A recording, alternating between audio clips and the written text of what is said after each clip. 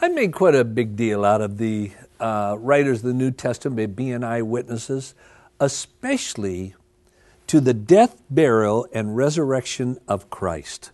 I keep coming back to that because it was one of the overwhelming pieces of evidence that convinced me, eventually against my will, that it was true.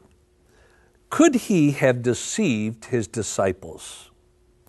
Maybe you remember what was referred to in the U.S. government as the Watergate scandal. That is where one of the political parties broke into the headquarters of another political party to steal information to use in the campaign. One of the men who directed that, and I always refer to him as the hatchet man at the time he was brought into the administration, is Chuck Colson. Maybe you've read some of his books. He heads up a prison work into the prisoners of jails all over the world to reach them for Christ. But if any man knows how private things become public under pressure, it's Chuck Colson. Let me relate to you what he said about Watergate, relating it to the 12 disciples. He said, here we were, the 12 most powerful men in the United States. This is about in the scandal.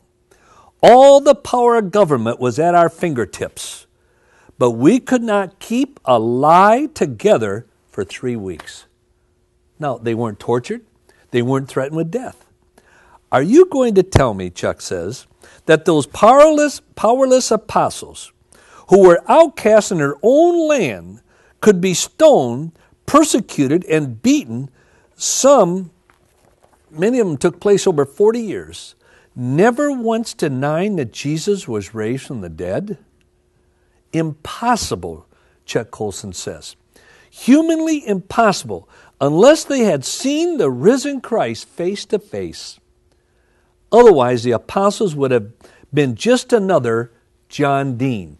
John Dean was a young lawyer who became a traitor to that group of the powerful 12 and would go to the authorities and give them information to save his own neck.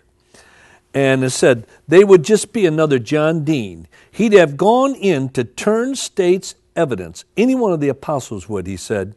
He had already done it 3 times, John Dean had.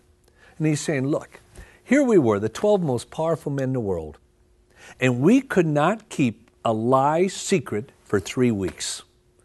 You trying to tell me that over a period of 40 years, the 12 powerless apostles were beaten, they were tortured and threatened with death and eventually killed, and never once retracted that on the 3rd day Christ was raised from the dead?